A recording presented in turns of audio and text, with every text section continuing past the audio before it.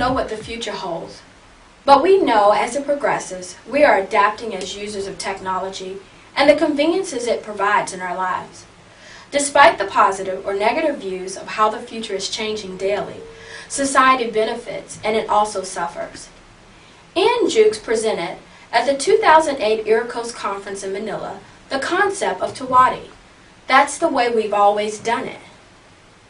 In examining that concept, in respect to our preparation for the future, we will evolve to great advancements, but in retrospect, we may fall in areas that will be affected by technological advancement if we don't continue to utilize futuring methods or adjust our mind to the world around us.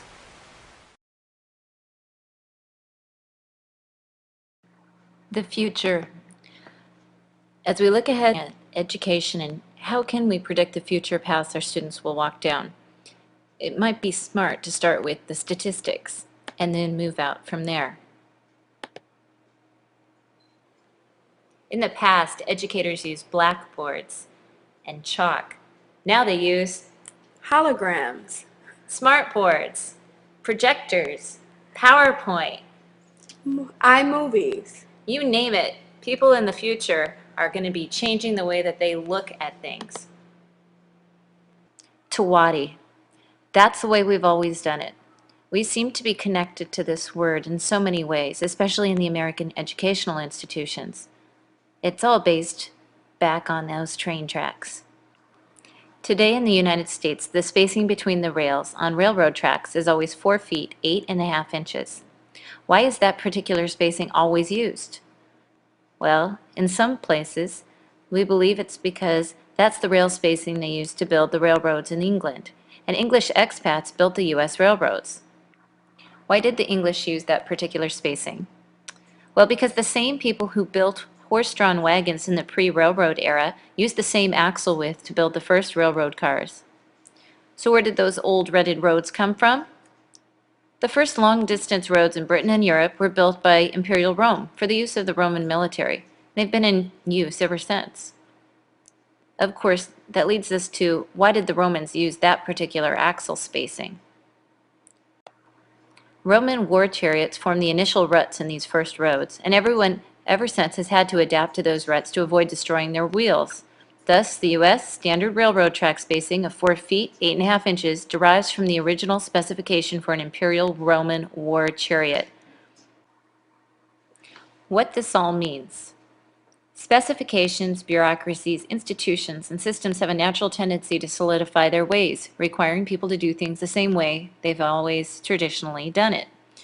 This, despite the fact the world is changing around us all the time. All because the Imperial Roman war chariots were made just wide enough to accommodate 2 horses' behinds. Tunnels are slightly wider than the railroad track, and the railroad track is about as wide as 2 horses' behinds. What is arguably the world's most advanced transportation system was determined about 2,000 years ago by the width of a horse. That's Tawadi.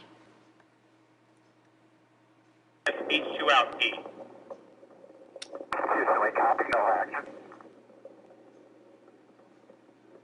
Atlantis, go at throttle up. Houston, Atlantis copies, go at throttle up. 7 miles in altitude.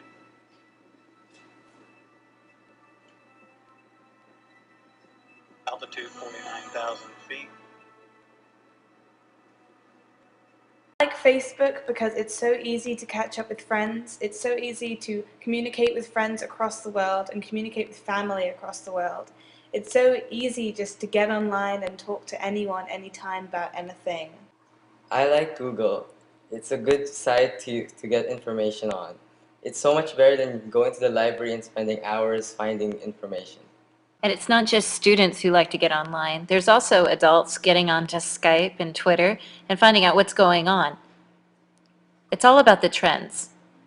The trends in telecommunication, deculturalization, globalization, and our future in extreme education.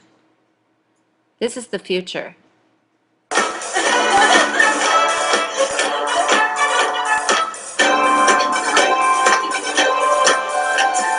Teachers. Is your classroom a fluorescent teachers? Can't you do something more when on board now? Don't you dare ever say that's the way we always got it, students. Are you sleeping in class? I said students. Is your partner a mess? Are you vlogging? Texting, Facebooking to them, have we got something for you?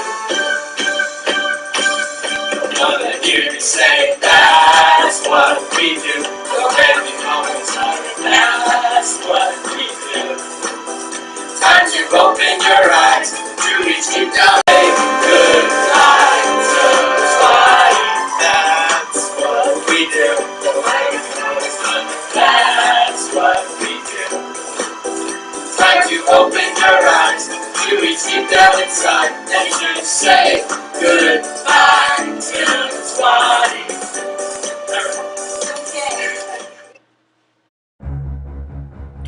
In the early part of the 21st century, suburban internet usage increased from 54% to 73%. And people who had not graduated from high school had increased their usage from 17 to 38%. People 65 or older have increased their usage of the internet and access almost double, from 14% to 30%. Almost double. Did you know That's that 94% crazy. of all teens are using the internet? And that's from a 2007 study.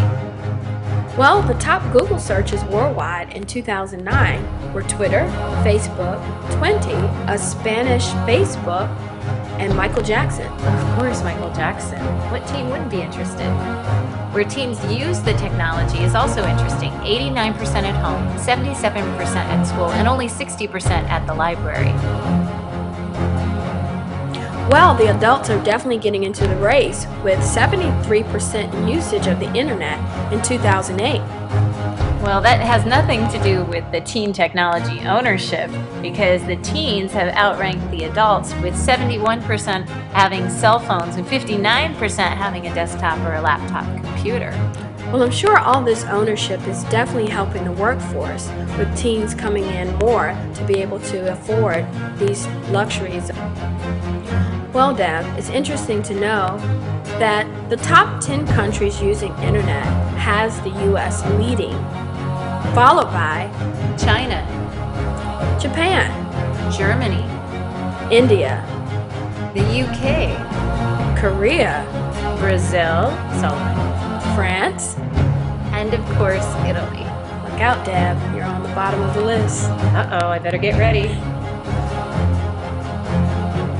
You know, the concept of Tawadi is changing the demands of today through these three areas impacting education and preparation for the future: telecommunication, globalization, and deculturation. Let's look at Bloom's taxonomy. It's interesting that at the bottom, lower order thinking skills involve knowledge and comprehension. And then as we went to higher order, we had synthesis and evaluation. But now with our students, they're more focused on the evaluation synthesis. They want to get to the end point as quickly as possible. That's interesting to think about, getting to the end without having a foundation to start. By not having a knowledge base that students are rooted in, their evaluations and synthesis can sometimes often seem superficial.